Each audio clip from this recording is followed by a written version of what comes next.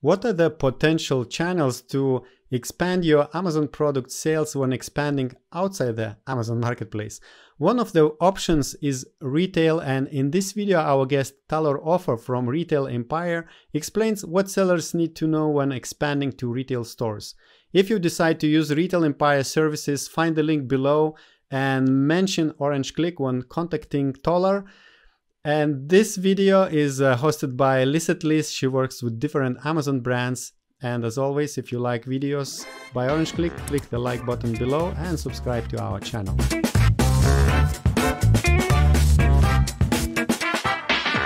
Hi Talor, I'm really happy to have you here on Orange Klik channel today to join me to talk about expanding beyond Amazon. But before we go into today's topic, could you please introduce yourself and tell us what you do? Sure, Lizette. Thank you so much for having me here today.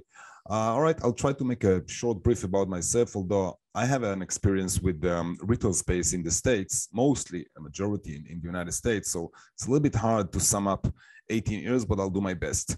2001, 2, and 3, I started to realize there's a lot of good business in China, and I moved there. I was living in Japan for a few years. I moved to China. I was there for 7 years. I happened to join to a friend company. They were producing for Walmart and Costco and other companies, private label and cut to order, a lot of stuff, both textile and electric items. I was also producing for Beyonce's denim line, Darian Jeans, that was the name, and for some other famous brands like Max Azaria for BCBG and so forth. Anyways, I understood, like, during the years when I've seen a lot of, buzz in the e-commerce space, that my thing is retail. Like, I could jump into the e-commerce and everything, and I've seen like everything developing, quite in the early stages with eBay and Made in China days and all those platforms. But I understood that, again, my thing is retail, and that's what I went and did farther and farther. So during the years after around 2010, I left China. And since then, I was flying a little bit here and there, but mostly I'm based in Israel, in Tel Aviv. But I work with the US market. So like, just, so people would know, because people tend to think that if you work, remotely, it would be hard or stuff like that. But I was working remotely from China with the States, which is like a huge time difference. But it went good. It went fine. So for me here is like, it's camping in terms of hours. Yeah, so I kept on working with retail, and during the years I sold like tons of different private labels and products, both my products, my own products, and other people's products. And I was working with more than 60 different retailers in the States. We're talking about Costco, Target, Macy's, Bloomingdale, Williams-Sonoma, JCPenney back at those days, even Toys R Us, a lot of them. And yeah, that's what I still do. Back at 2017, I was getting a little bit tired, not a little bit, but quite a lot tired with, manufacturing. We all know that it's not easy to work with manufacturers, especially in Asia. And I got tired from that. So I was like looking for, something new and everything. And a lot of Amazon sellers approached me saying that, they sell online. They feel like everything in terms of supply chain is there and it's ready. And they want to do the jump, like the switch to retail space. Now, it's funny, but if you look at Wikipedia, you would find a term called online to offline rather than offline to online. Really, that exists, and there's like a huge movement of that. A lot of people are understanding what's happening. If you would, and that was my short brief as far as I can. Yes, just wanted to share quickly some numbers that we're talking about. So the opportunity beyond Amazon, if you look at the market out there, at the end of the day, not in the e-commerce, but overall the retail in the USA, which is made of a lot of different channels, and we will talk about those channels in a few minutes. But out of that, Amazon is like somewhere around 9 to 11%. It depends how you measure that, but those are the numbers. And if those are the numbers, when you're selling products and you're starting having your micro brand, what we call, or, a beginning of private label or extensive private label, when you start to understand that there's a lot of, opportunities out there that you're not really exposed yet to. So if you look at numbers in the USA, physical stores only, we have 328,000 stores, like physical stores.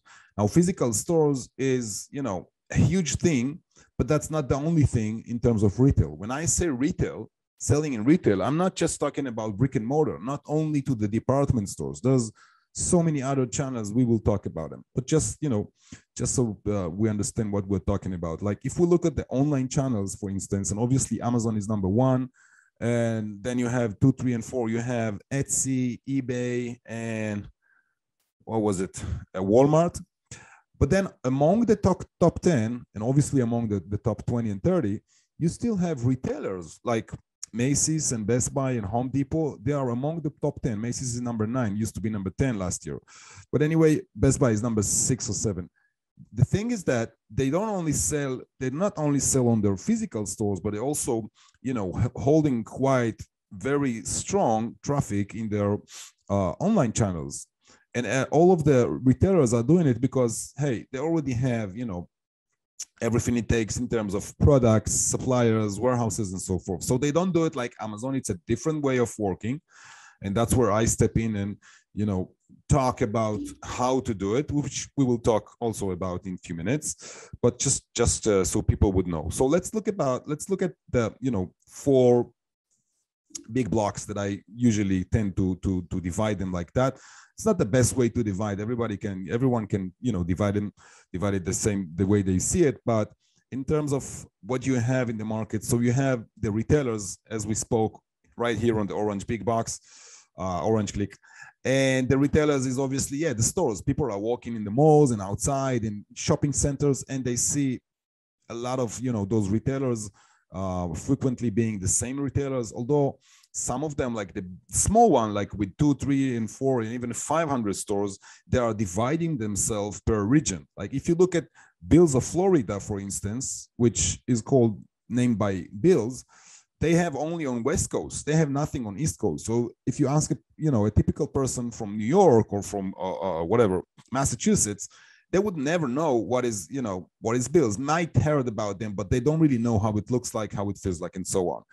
But if you look at the bigger department stores like CVS, which is a huge pharmacy department stores, or Macy's, or TJ Maxx, or, you know, Burlington, Marshalls, Home Goods and stuff, they are, you know, across the whole country. And we're talking about thousands and thousands of stores. So these are the big boxes when we say big boxes, or department stores, or even when we say brick and mortar, that's what we're talking about. Next, you're going to look at drop shipping. Now, people tend to think about drop ship the way they, you know, got exposed to it in the last few years, where people are taking products from eBay and selling them on Amazon and vice versa. But that's totally not dropship. This is like, it is a dropship, but it's not what the original dropship is. And the original dropship is like where flash sale companies having, you know, millions of subscribers, they are promoting products and they'll sell them, you know, for a limited time, like 48 hours, 72 hours, and so on. And once everything is sold, then you ship them as a vendor, the products that they promoted for you, that you ship it bulk to their warehouse, and they break it, you know, to one by one. First of all, because they don't want you to have access to all their consumers. And second, because most of the vendors finding it a little bit hard, if not very hard, to divide, let's say, whatever, 5 to 10,000, you know, orders and ship them within 24 hours. It's not something that easy, even if you have like a very strong 3PL, like a warehouse. So those are the flash, they're flash sales, and they're also drop shipping. And there's like, you know, another thing that you have, another inside this block is boxing companies. And when we talk about boxing companies, we're actually talking about subscription box. Now, I thought that this is a channel. I mean, I sold to that channel, and I explained what is this channel. And I thought like, it's a nice channel, you know, here and there you can get some orders and do some nice quantities, but that's it. I really thought that it's not a big deal, but apparently subscription box, well, let's explain that. There's a lot of companies in the States, like tons of them right now, and it's like growing every day. It's a huge business growing every day. And those companies, what they do is like they have subscribers. They bring traffic from, you know, Instagram, Pinterest, Facebook, whatever, mostly from Instagram. And Those companies, they bring traffic and they have like subscribers, and those subscribers are paying either $19.99 or $59.99 or even $129.99 for a box full of surprises. Now, why would a person pay monthly for a box of surprises, right? So first of all, suppose that they're paying $99.99 and they're getting like $100 box that they paid for, but the value that is presented to them is like 5 or 10 times more. And that's not a value misleading presented. It's really the value. But the thing is that, you know, they see the retail value as $500 or $600 or $700 or even $1,000, but that subscription box company is buying it from vendors for much cheaper, right? Because they buy it for wholesale in bulk quantities, because they have millions of subscribers, right? So that's where they make the profit, and that's where also the consumer make the profits. Not to mention that as an article I ran to, and when I ran into that article, I thought like, wow, this is like, you know, stunning. Here's the number that I've seen. Out of each and every person in the USA that ever bought online anything, even whatever, 70, 80 years old lady or a man who bought on Etsy, on eBay, on Amazon, out of this population, which is the majority, right? If you put kids aside, right? So out of this population, more than 70% are subscribed to at least one subscription box. Now think about these numbers. It means that it's huge. When I realized that, I started, you know, to push and started to work with more and more subscription box. Like I started to work with recently with CosBox. They just changed their name to All True. I don't know why, but they changed it. So CosBox, there's a lady named Danielle Mont or something like that. On Instagram, she has like 4.5 million followers. And every small thing that she shows there is like a storm. So anyway, this is another block, and having a product and having a those companies that are looking for products means that, you know, if you find a match, you're going to have a deal, and you're going to have, a big one, because they cannot buy small numbers. They have to buy big. The second block that I would look at is like the .com, which we spoke about, you know, the top 10 and top 20 and top 30, like Macy's.com, Target.com, BestBuy.com. And the last one is the specialty stores. Specialty stores are like, you know, moms and pop stores. That's how they call them in the States. These are like standalone stores where you can, you know, walk in either on in the mall or outside and buy products. It's like usually a family business. Sometimes they have 2 or 3 or 4 different stores, but not more than that. And those are specialty stores. It's a great business, mainly because they're always looking for new products, which they find it hard to find. And because in terms of payments, they're paying like before delivery. Like orders would usually move from somewhere between $500 to $5,000, which are not big that much. But if you count like somewhere between 30 to 60, 70 stores that you work with like that, then you can grow your business quite a lot with this specialty. So not to mention that, you know, it's easy to learn the market with them, right? Before you get to the big guys, just in case, you know, you don't feel like enough confident. When it comes to selling in retail, people tend to think, all right, I can sell in retail. My products are brilliant. My website is nice. I have sometimes, you know, whatever catalog that I did with designer or stuff like that. And people tend to think that would be enough, and then they can sign, you know, online forms.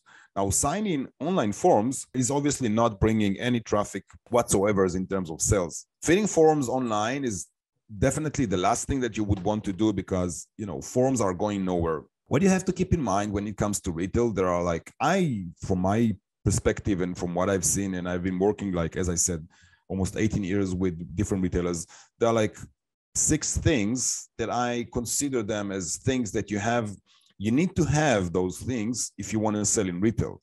Now, if you look at those things, before we talk about these things, you have to know that your branding has to be like amazing, really amazing. It doesn't take that much to have an amazing branding. Sometimes I'm seeing companies with like no branding at all, and to take it from a stage where it's like not branded at all, or something that looks like, you know, so-called branding, and bringing it to the point where it's totally branded, it shouldn't take more than 2-3 weeks, not more than that. It's all about colors. It's all about lifestyle. It's all about, you know, having something that gives a feeling on the other side. Like just imagine a website where you have same colors, boring white background with, you know, images that people have seen for like tons of times.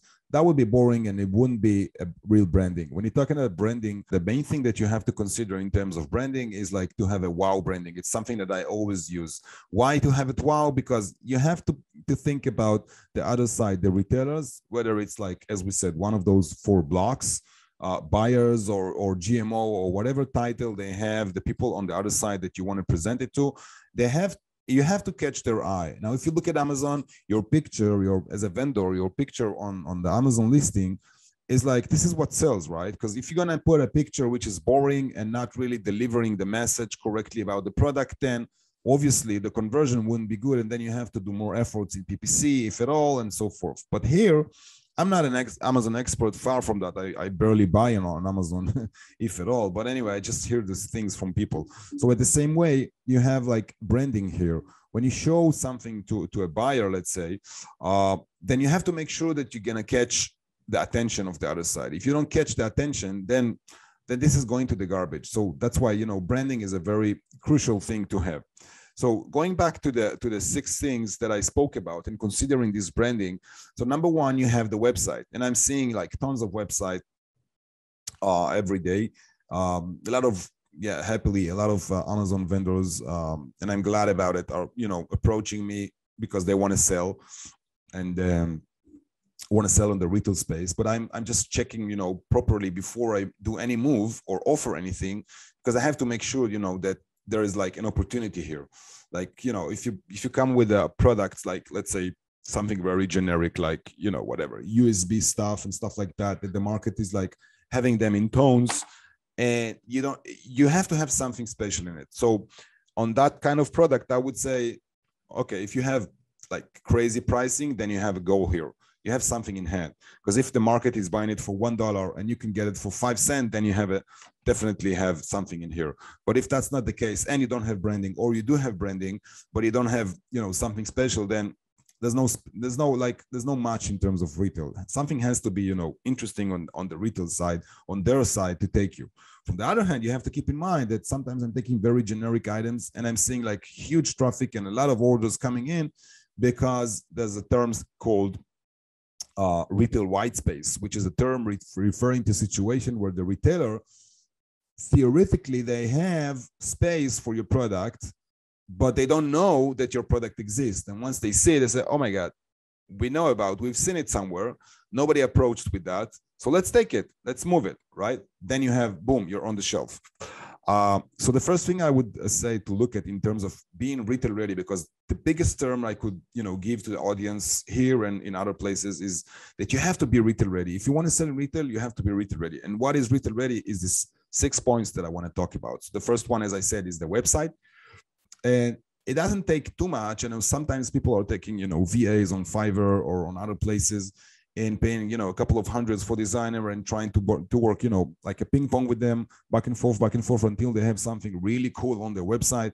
Just an example that I'm dropping, and I'm giving that example to the people I work with. Having rendering, like 3D rendering on the top of your page with your product, this is like this is like, wow. Okay, this is why is it? Why? Because at the second I'm like logging into your website as a buyer or as a manager, as a sourcing, whatever, VP, I'm seeing the product and I understand, like in second, what am I seeing? And if I understand, then I know, okay, I'm on the right place. I understood it in a second. So I want to see more. It's interesting, right?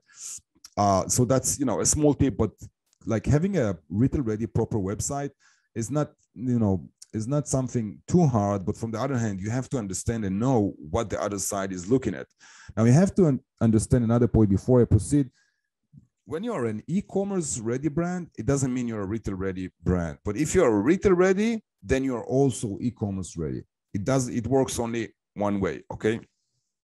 And it's easy to understand that, because let's talk about the other 5 points and we will understand. So the next thing you will have to have is catalog.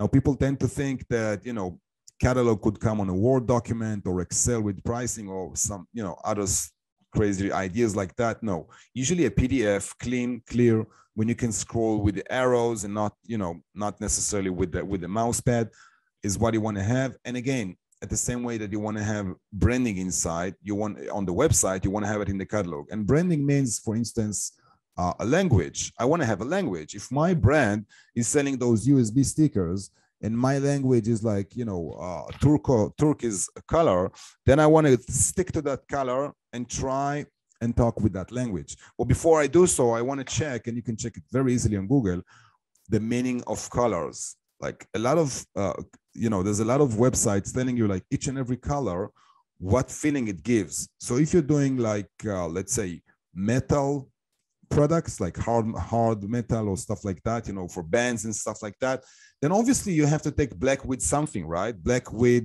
I don't know, yellow or red, because you want to talk about, bodies and blood or whatever they talk about in hard metal. But if you're taking, a cosmetic line of products, a beauty item or skincare, you wouldn't use those colors, right? You would use pink, you would use softer colors, and so on and so on. So this is like a small part, but it is a part of language, like what language you have for your brand. The same thing goes for the fonts and the headers and your logo and everything inside. So those are the first two, the website and the catalog. The third thing that is very important to look at is competition. You don't want to look at competition on Amazon because it's irrelevant, because Amazon is Amazon. It's nice, it's huge, it's big, it's amazing, but still what happens on Amazon stays on Amazon. Same as with Vegas. So if you walk into the store, one of the retailers that does sell your product, you would see what is your competition. But then you're sitting at home and you don't really want or think to fly to whatever state somewhere, New York or whatever it is, LA, and start, crossing by shops and seeing what's happening. So there's a lot of other methods to know what they sell in their stores. Now, if you go to their online, like if you go to Costco.com, and Costco is a huge retailer, it doesn't necessarily reflect what happens in the offline. Surprisingly, it does affect, but not, not 100%. It's not like, a mirror. Anyway, so the research is very, very important, because you have to know what our products are selling there, who is your competition, and what they sell for, how much they sell for. If your product is MSRPing, which means retail pricing for, let's say, $50, and you see the same product selling on that platform for $40, then you start thinking, okay, let's start and try to figure how much Costco buy this product from the vendor. Now, you have to keep in mind, most cases, they don't work directly. I work directly with the retailers for years. So it's like, I'm taking it for granted that that's the situation. But I realized recently that there's so many, agents and stuff like that are involved in companies that are selling for those vendors, which I believe that's not the right way. I think that if you have a middleman, you should have maximum one. And it should be like a very close middleman. I'm recommending myself here, but that's true, because I mean that's the best way it works. I mean, I've seen people working with trying to work with agencies, and not necessarily it did work. Anyway, so we spoke about website, catalog, deep research, what's happening there, and the research is like actually reflecting the pricing, but not only the pricing, but also the packaging, which is the next thing that we want to talk about.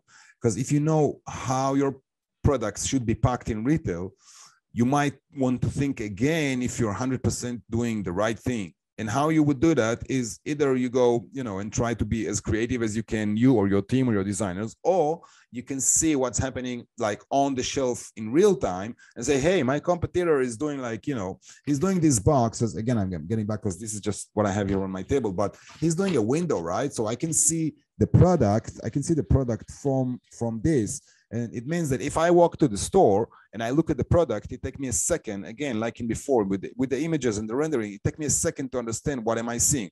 Versus if I see this, I understand it's a stick, not necessarily I know what it is. And think about this image not being here the same way that, people are doing packaging, because they don't need to have such a packaging like that because they sell online. People see the product.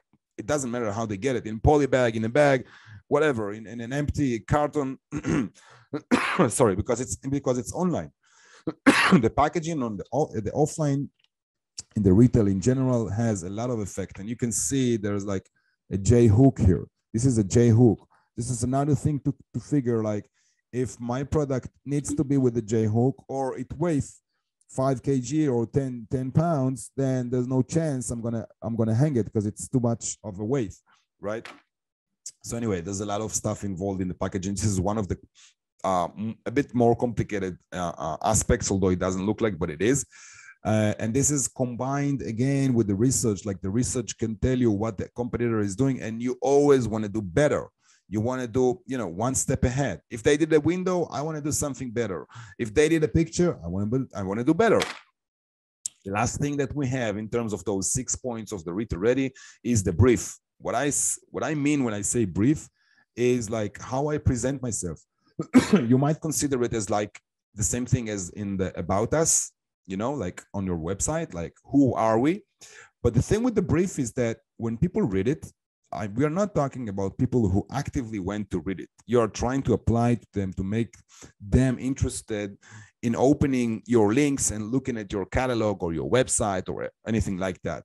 And for that, you have to be super sophisticated in terms of knowing what are the best sentences and texts to use. Now, I've been testing like tons of different briefs during the years, and I came up with, I think, 3 or 4 different versions that converts, at least for me, for the last few years, converts the best. So I keep on using them and trying, sometimes to change a little bit to see if it will be better conversion or less conversion. And even when I start working with someone new, which happens all the time, I just started to work with Leaning in Things on their online channel, lnt.com, and also pierre1.com, and also steinmar.com. That's the same group.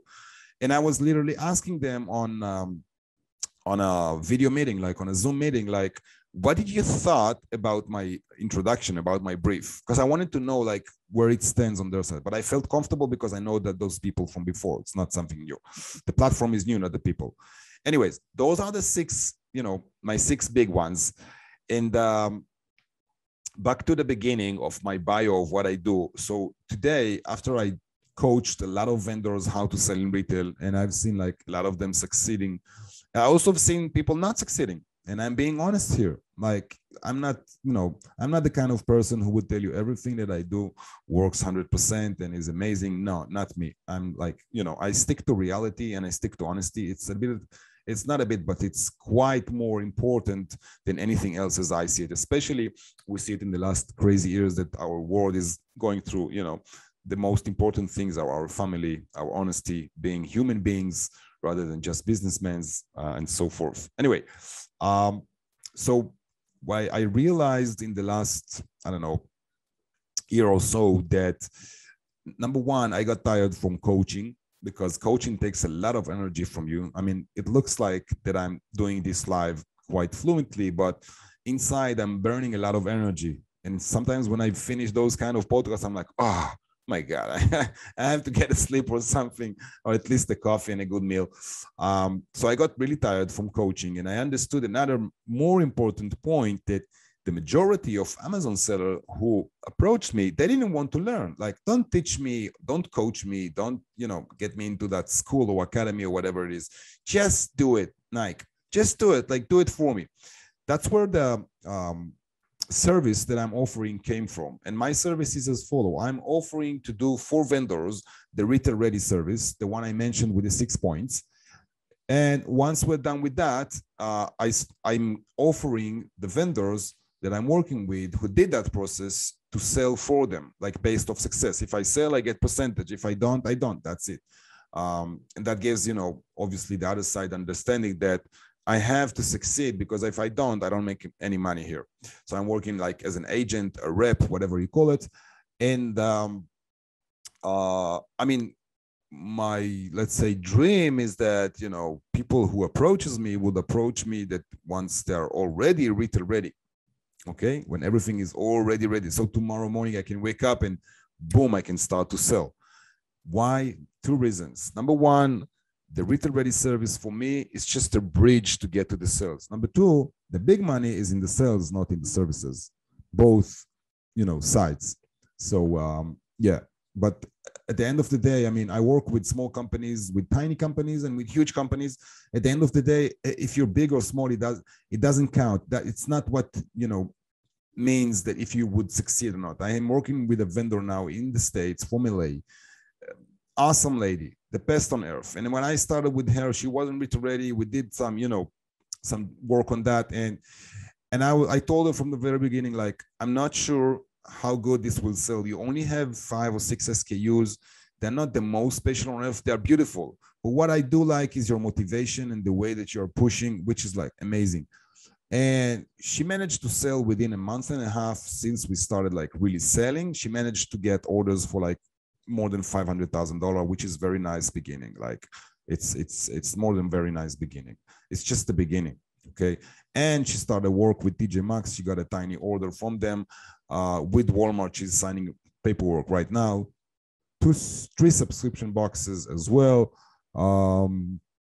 Yeah, and now we're trying to work on, I'm trying to work on Walgreens because CVS didn't took her products. So anyways, so yeah, I mean, if someone would come retail ready to me, that would be, you know, the best on earth, because I can wake up in the morning and start selling it without doing anything before that. But fortunately, or fortunately, it doesn't matter, but that's the situation.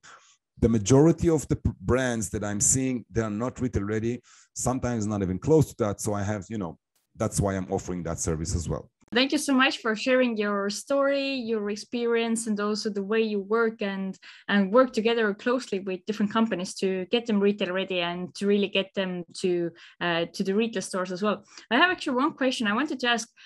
You have been working with Amazon sellers as well, and if an Amazon seller is watching us and they kind of want to make like they want to understand if their product would be the best fit, what are the kind of like the checklist that they can do, like by looking at their product, by looking at their product line, like what are the main things they have to like look for? So on my website, there's a page called Retail Ready Service. It's just on the top left right here. Suppose I click on it, I get here. And it explains like, you know, the service that I spoke about and how to do it and what are the steps, what is included. We just spoke about all the things here. And right here on the bottom, there's a form to approach me, which if you want to skip and you're on the top, you can just click here and get there immediately. And once a person, a vendor is, you know, filling this form, I'm getting this into my email. And this is a free service I give. So the thing with me is that before I start to do anything or before I offer anything, I want to look at the line that a person have. Obviously, some people are asking for NDA, non-disclosure agreement, because they want, you know, to feel secure and so forth. But the thing is that, obviously it is, the thing is that I don't ever share, you know, others people products in front of others or whatever. That's number one. Number two, I'm looking at this and I'm like, you know, seriously investigating if this is something that could sell in retail. Sometimes it takes, you know, 10 minutes, sometimes it takes 2 hours. It depends. And if I'm not sure, I'm asking people in the industry. But I just want to make sure that there is an opportunity with those products. Otherwise, I don't want to offer my retail ready service, because why would I offer something that is not usable, right? So yeah, and this examination of the private label or line of products of the sellers is free service that I give, because, you know, as I mentioned, I don't want to offer anything that's for someone who doesn't need it.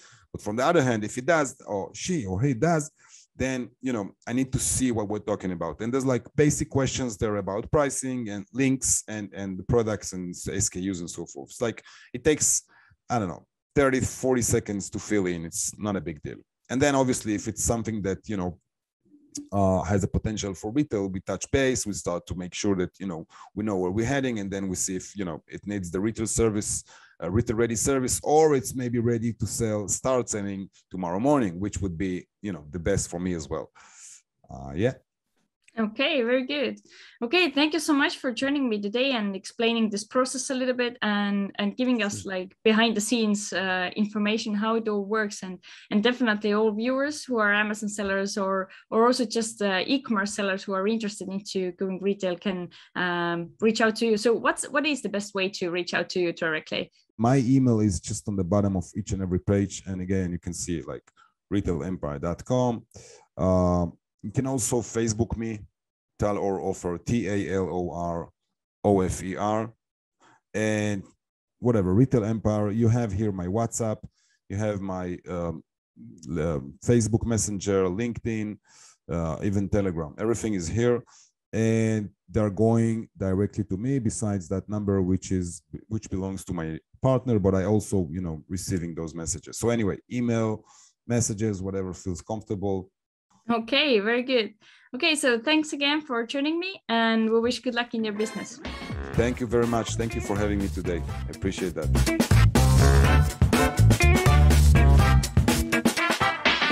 I hope you enjoyed this presentation, and if you need some help when preparing your Amazon business for retail, find the link below to Retail Empire so you can reach out to Talor and maybe he can help you. Don't forget to mention Orange Klik. And now I would like to invite you to watch interview with Barkus Patti from Helium 10, where he talks about external traffic, how to drive external traffic to your Amazon product listing.